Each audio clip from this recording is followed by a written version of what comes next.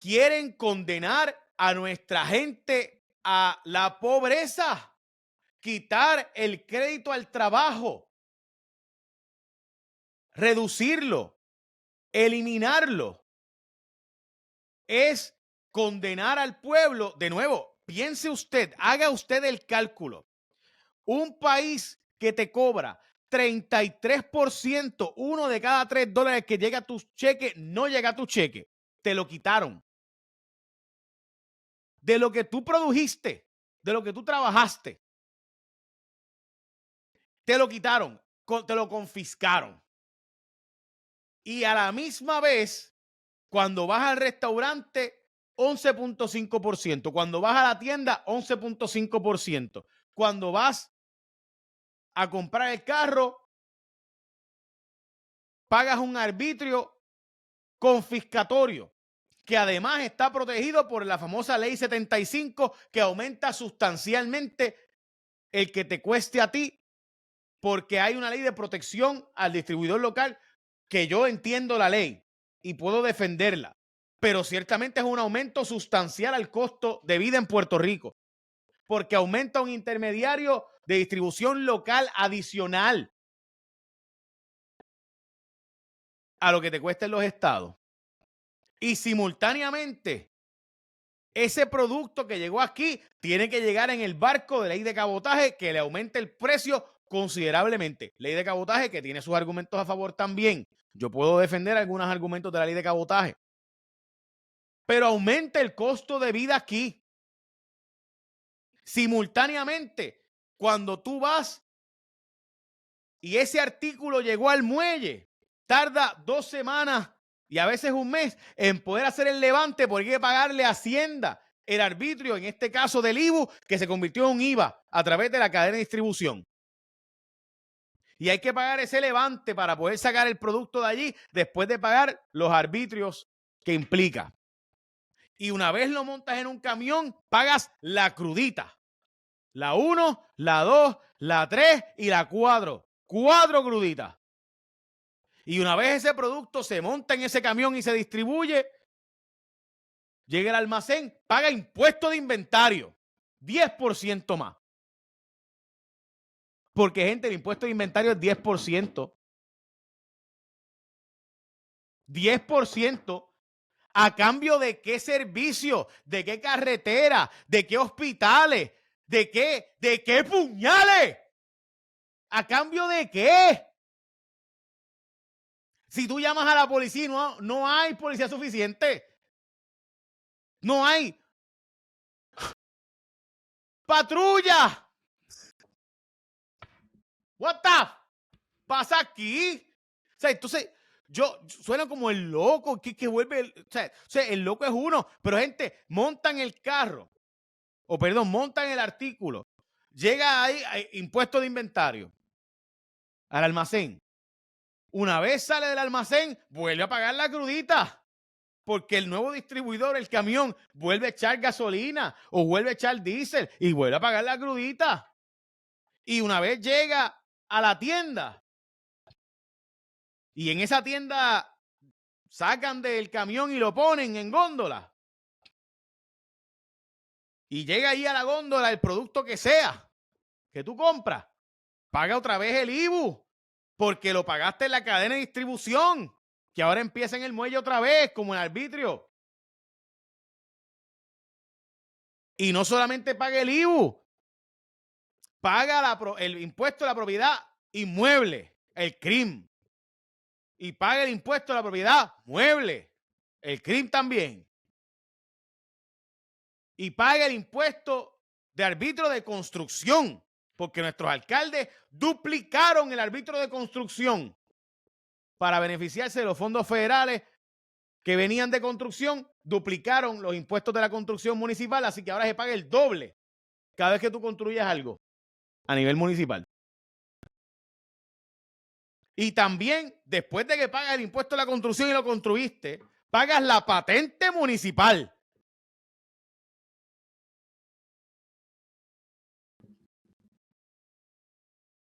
Y en vez de quitar todas esas cosas No, vamos a quitar el impuesto, perdón, vamos a quitar el alivio al trabajador. Vamos a quitar el incentivo para que usted trabaje, para que vuelvas para la dependencia y el mantengo. Eso es lo que hay que hacer en este país seguro. Porque queremos un gueto perpetuo. ¿Qué pasa aquí? O sea, entonces, ¿cómo el país lo permite? Pues yo sé, gente, porque nos montamos en un avión y nos vamos. Yo sé. Y yo sé que mucha gente va a decir, no te preocupes, que Donald Trump va a quitar las ayudas. Y cuando Donald Trump quite Medicaid, la gente va a tener que salir a trabajar en masa. Gente, eso no va a pasar. ¿Saben por qué? Porque cuando quiten esas ayudas, simplemente Puerto Rico no va a ser viable. Porque este país depende totalmente en cerca del 40% de la población de ciertas ayudas federales y la empresa privada no va a poder costear el sustituir eso pagándole mejores sueldos a la gente y por tanto la gente va a emigrar. Esa es la diferencia entre la mayor parte de los países del mundo y nosotros. Esa es la diferencia entre por qué Detroit no se recuperó y otras ciudades sí se recuperaron con mayor agilidad. Y otros países del mundo. ¿Por qué? Porque la gente puede emigrar. ¿Por qué el juez Orr? Lean el libro Detroit Resurrected. Detroit Resurrected, Nathan Booming. ¿Por qué Detroit? La filosofía del juez fue: en la deuda hay que reducirla sustancialmente porque la gente no está obligada a seguir viviendo aquí en Detroit. La gente puede simplemente mudarse. En otros países del mundo, pues tienes que vivir ahí obligado o tienes que sacrificar tu vida y arriesgarte a morir con un coyote o cruzando la selva. Pero en un país abierto como un continente, y en el caso de nosotros con la ciudadanía americana, nos montamos en un avión y nos buscamos una mejor calidad de vida. Así que o creas incentivos al trabajador o el trabajador simplemente emigra. Eso es así de simple. Así de sencillo. Y nuestra clase trabajadora se ha ido mudando ante la realidad del costo de vida de aquí, que hacen un país inhóspito, que hacen un país hostil al trabajo, que cargan como si fuera malo trabajar, que graban la vida de uno. Todo está grabado. La hipoteca de la vida de uno, aún sin pagar una hipoteca. Ni hablar del impuesto a los seguros, donde también hay un impuesto. Cada vez que uno pone un seguro, paga el 1% de impuesto. Pues usted no lo sabía.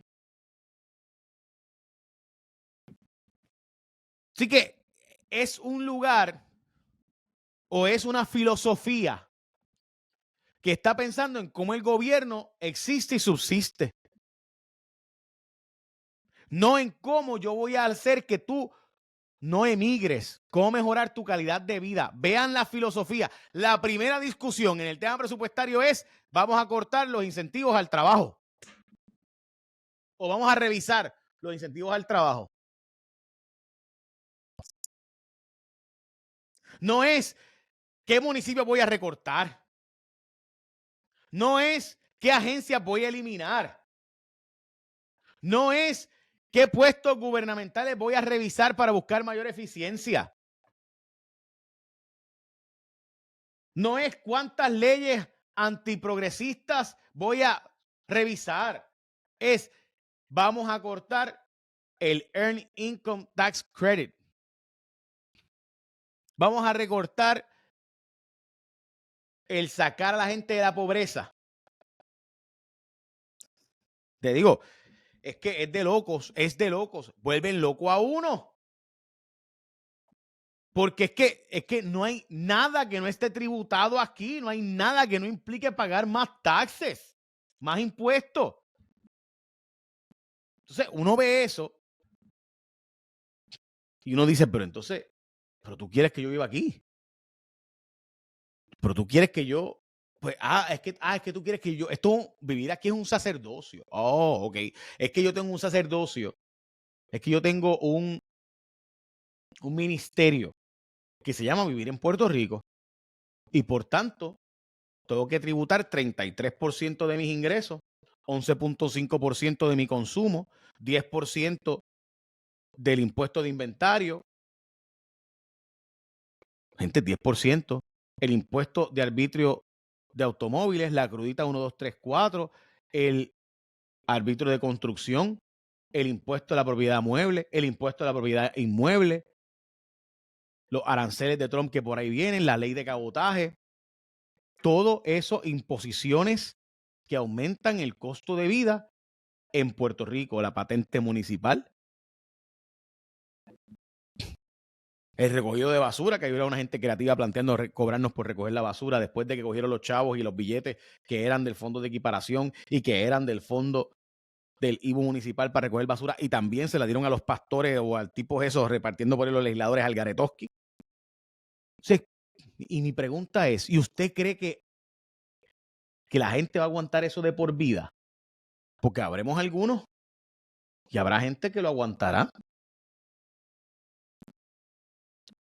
Pero habrá gente que simplemente no lo va a aguantar y se va a ir.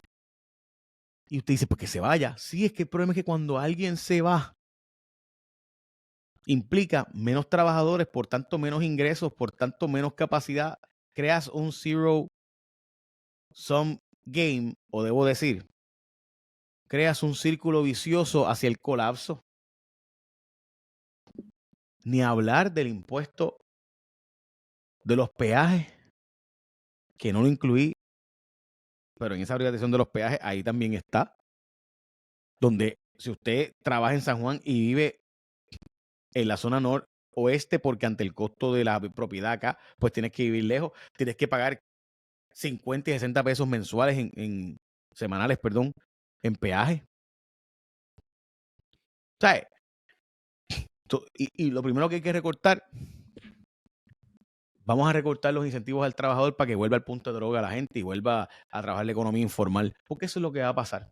La emigración y volver a la economía informal. Y me perdonan el rant, me perdonan las malas palabras, pero es que no puedo bregar. De verdad, no puedo bregar. ¿Para qué puñales existe el Estado? ¿Para qué existe el gobierno? ¿Cuál es la razón por la cual creamos el gobierno? Porque es que había antes unos reyes que nosotros, sus súbditos, a cambio de seguridad, a cambio de que no viniera alguien del extranjero y me matara, pues a cambio de eso yo le servía al rey. Y ese rey era el sistema monárquico que decidía sobre X cantidad de tierras, y para administrar esas tierras nombraba a una jerarquía local, y esos reyes mandaban por dedo y decían, ahí vives tú. Y la humanidad decidió romper con eso. No todo el mundo, porque todavía hay reyes, váyase a Arabia Saudita o etcétera, pero la humanidad en general decidió romper con eso para dar la libertad individual y creer que los seres humanos, en protesta, huyendo de esos reyes, creamos un sistema diferente para que dejáramos de nosotros para poder cargar al Estado, al regente de entonces, al gobierno de entonces, que era monárquico, para dejar de que fuera una carga para nosotros y convertir nosotros en una persona libre. Y esa libertad implicaba que yo, con mi voto, iba a decidir en adelante, a través de un sistema modelo constitucional, que yo iba a elegir una gente que iba a representar a mí para representarme a mí, y con las limitaciones obvias, tener yo un servicio de seguridad para garantizar que no viene a nadie y de forma impune me matara o me violara o me golpeara o me robara, para defender la libertad humana con los consabidos, obviamente, derechos democráticos de la democracia liberal, de que la mayoría manda, pero no puede abusar de la minoría. Eso es, gente, lo que se trata de la democracia liberal. Tengo libertad de culto, libertad de prensa, hay unos derechos constitucionales y por eso creamos el sistema. Y al Departamento de Hacienda se supone que esté ahí como departamento para asegurarse de que yo pueda ejercer mi libertad y que las mayorías no puedan abusar de las minorías y que yo pueda tener un trabajo donde yo produzca y no puedan confiscarme mi ganancia, no puedan quitarme mi producción, a menos que el pueblo votara a favor de que haya un espacio donde yo te comparto parte de mi producción y ganancia, como en la época de los reyes, donde los primeros frutos eran para el rey. Y los frutos, las calabazas más grandes y los ñames más grandes y las yucas más grandes. Y en ocasiones también, desgraciadamente, las mujeres más grandes o las primogénitas, ¿verdad? Se le tenían que dar, desgraciadamente, la historia humana es así de terrible, así de violenta en nuestra historia. Y resulta ser que aparenta ser que en Puerto Rico hay unos reyes, unos visigodos, unos ostrogodos, hay una gente que parece heredera de la corona. Porque hoy vemos que vamos a quitarle el incentivo al trabajador, o que se está planteando que es una carga muy grande incentivar al trabajador y la trabajadora. Es muy grande. Hay que quitar el ingreso hay que quitar el Earned Income Tax Credit o el crédito al trabajo en Puerto Rico. Yo leí esa noticia y yo decía, oye, ¿y cómo alguien puede decir eso? Y que en el país en que yo vivo, nadie diga nada. Nadie lo vea como que eso es un problema.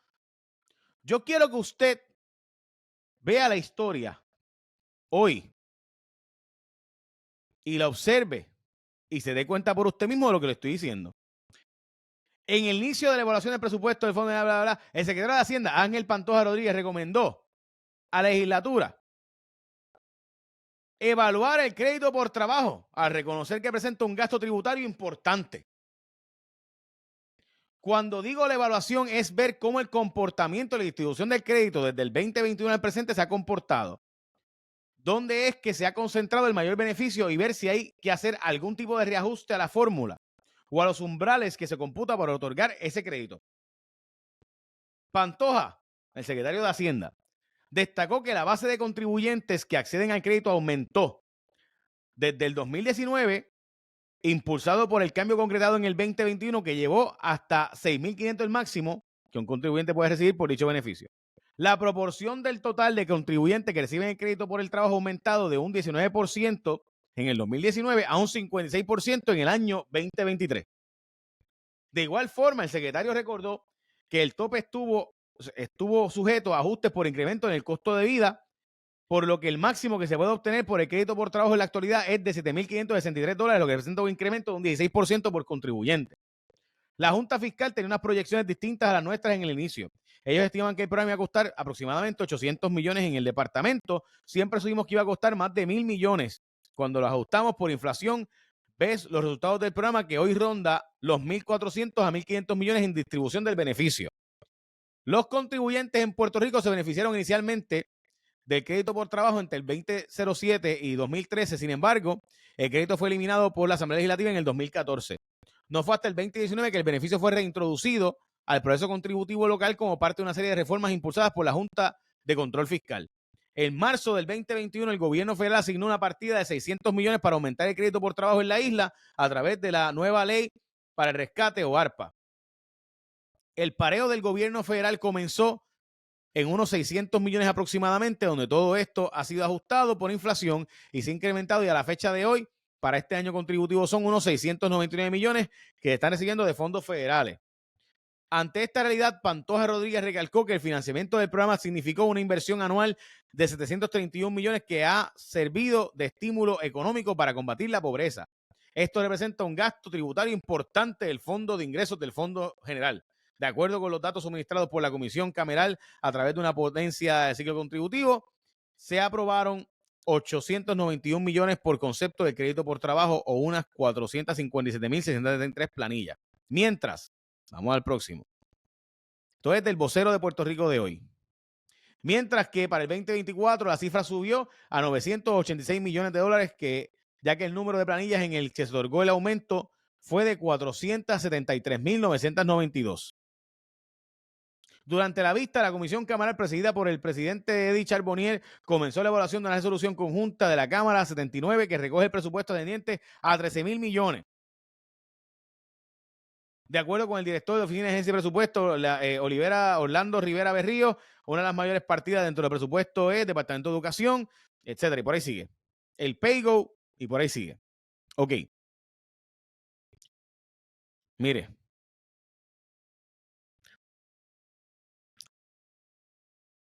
Se supone que sea cero, que usted le cobre cero a alguien por trabajar, que usted le quite cero a la gente por emplearse.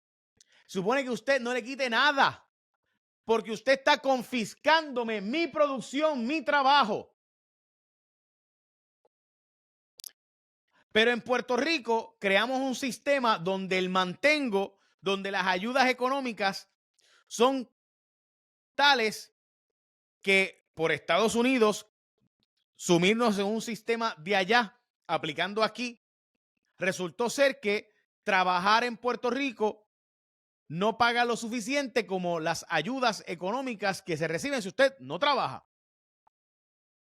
Y por tanto, el crédito al trabajo es importante porque es lo que hace que la gente pueda trabajar en la economía formal para pagar contribución sobre ingreso.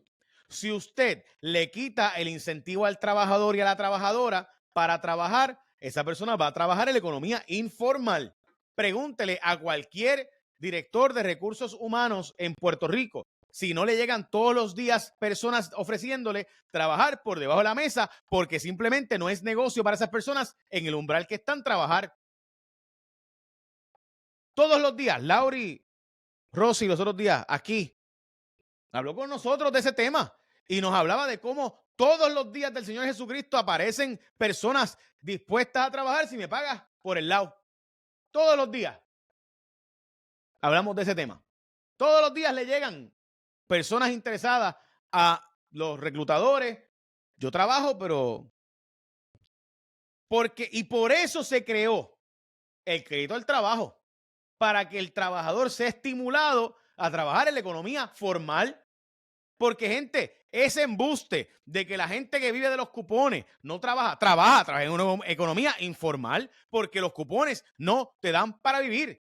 Quien te diga que con los cupones tú puedes vivir, pues no sabe nada de la vida porque con los cupones usted no puede vivir. Yo me crié con los dichosos cupones. Mami, gracias a Dios, podía trabajar y simultáneamente coger los cupones ilegalmente porque era ilegal. La verdad, era ilegal, pero no hay break. No hay break. Eran 2 pesos el día lo que te daban. Pues tú no podías vivir. ¿Y con qué comprabas los detergentes? ¿Y con qué comprabas la ropa para la escuela? Pues era obvio. Había que mami limpiaba casa en Cagua y cogíamos cupones en casa y nos los quitaron cuando mi hermana se ganó una beca y en vez de gastar los chavos los guardó en una cuenta de banco porque ella quería estudiar en la Universidad de Puerto Rico, posgraduado, y se ganó la beca Doña Fela y los guardó.